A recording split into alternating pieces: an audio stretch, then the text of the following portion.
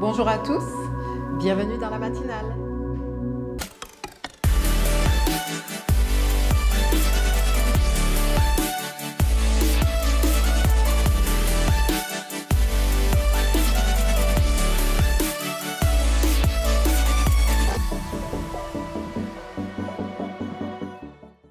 Dans les classes ou dans certaines formations, on vous demande pour commencer votre humeur du jour. C'est une façon d'évaluer l'état d'esprit des gens qu'on a en face de soi, de jauger un petit peu l'ambiance qu'il y a dans le groupe, mais aussi de s'intéresser à ce qui préoccupe ceux que l'on a en face de soi. Quelle serait ton humeur ce matin? Plutôt joyeuse? Tout va bien? Aucun souci à l'horizon? Plutôt sereine? En dépit des difficultés, tu es en paix, tu attends patiemment que les choses s'arrangent? Tu es plutôt blasé, indifférent, parce qu'il y a tellement de problèmes, alors tu préfères ne pas t'en préoccuper, être passif et voir ce qui va arriver? Ou encore tu es un peu désespéré de voir venir une solution, un dénouement. Tu as déjà prié, tu as déjà jeûné, Dieu t'a promis la victoire et le rétablissement, mais combien de temps encore devras-tu attendre? Prions. Dieu Tout-Puissant, dirige-moi en ce matin. Saint-Esprit, éclaire-nous afin que nous puissions marcher comme tu le veux et profiter pleinement de tout ce que tu as pour nous. Au nom de Jésus. Amen. Notre passage ce matin se trouve en Acte 1, du verset 3 au verset 8. Lisons ensemble rapidement. Après qu'il eut souffert, il leur apparut vivant et leur en donna plusieurs preuves, se montrant à eux pendant 40 jours et parlant des choses qui concernent le royaume de Dieu. Comme il se trouvait avec eux, il leur recommanda de ne pas s'éloigner de Jérusalem, mais d'attendre ce que le Père avait promis, ce que je vous ai annoncé, leur dit-il. Car Jean a baptisé d'eau, mais vous, dans peu de jours, vous serez baptisés du Saint-Esprit. Alors les apôtres réunis lui demandèrent, « Seigneur, est-ce en ce temps que tu rétabliras le royaume d'Israël ?»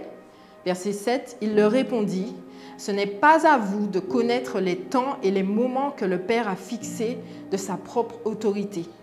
Mais vous recevrez une puissance, le Saint-Esprit survenant sur vous, et vous serez mes témoins à Jérusalem, dans toute la Judée, dans la Samarie et jusqu'aux extrémités de la terre. » Le titre de la matinale, « Une autre dimension ».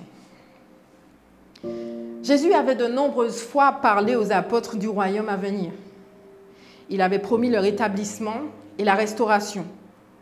Jésus est mort, puis il est ressuscité comme il l'avait annoncé, et il revient et il leur apparaît pendant 40 jours et leur parle de la venue du Saint-Esprit. Ils comprennent alors que le temps du rétablissement du royaume est proche, mais ils croient qu'il s'agit du royaume d'Israël. Ils n'ont pas saisi la portée spirituelle du royaume de Dieu, dans laquelle juifs comme païens pourraient être sauvés par la repentance grâce au sacrifice de Jésus à la croix. Ils pensent à un rétablissement terrestre et matériel. Enfin bref, ils sont impatients que la promesse s'accomplisse, alors que Jésus leur annonce que dans peu de jours, ils seront baptisés du Saint-Esprit. Ils lui demandent, « Seigneur, est-ce en ce temps que tu rétabliras le royaume d'Israël ?» Beaucoup d'entre nous gardons précieusement en tête les promesses que Dieu nous a faites. Elles nous permettent de tenir bon dans le désert, car nous avons confiance en Dieu et nous savons qu'il ne ment pas et que ses promesses s'accompliront avec certitude. Mais notre foi est souvent mise à rude épreuve lorsque le temps passe et que nous ne voyons pas venir le rétablissement espéré. Nous passons par toutes sortes d'émotions. Il nous arrive de demander à Dieu, mais jusqu'à quand? Quand arrivera cette promesse? Nous nous accrochons à toutes sortes de branches qui sont sur notre passage. Dès que quelque chose semble bouger, nous nous disons « Ah, ça y est, c'est pour maintenant ». Nous nous imaginons déjà la façon dont les choses vont s'emboîter en notre faveur. Mais nous avons parfois une vision limitée dans le temps et dans les faits de ce que Dieu veut réellement accomplir. Et c'est normal, nous sommes humains. Et pour nous, le temps est limité par un début et une fin. Jésus a répondu aux apôtres, « Ce n'est pas à vous de connaître les temps et les moments que le Père a fixés de sa propre autorité. Mais vous recevrez une puissance, le Saint-Esprit survenant sur vous, et vous serez mes témoins à Jérusalem, dans la Judée, dans la Samarie et jusqu'aux extrémités de la terre. Non pas qu'il ne considère pas notre humanité, puisque c'est lui qui nous a créés, mais il nous invite par ailleurs à considérer sa divinité et sa toute-puissance.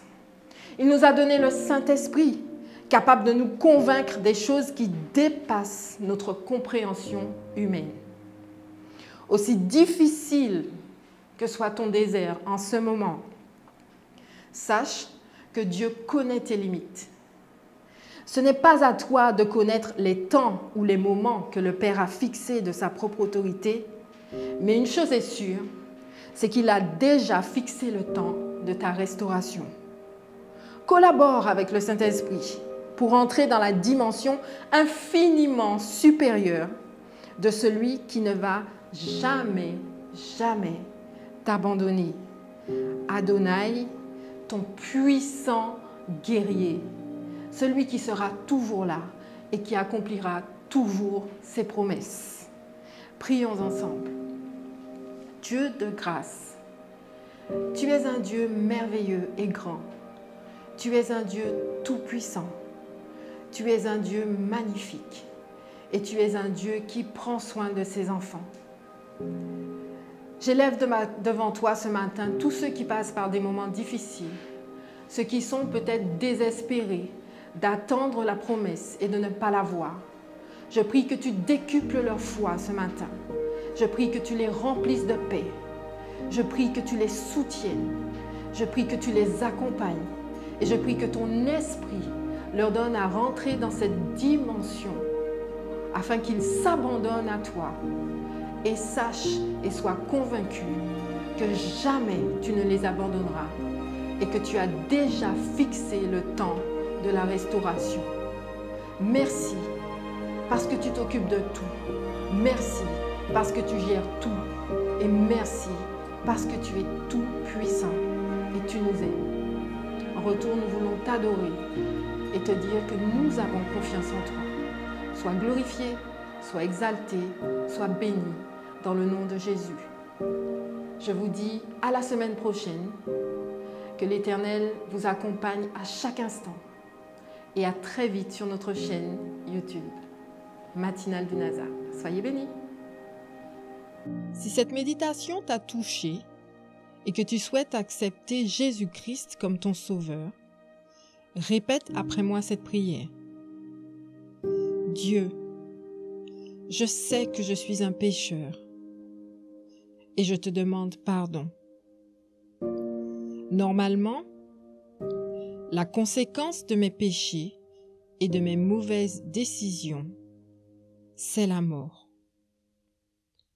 Mais je crois que Jésus-Christ a pris ma place sur la croix.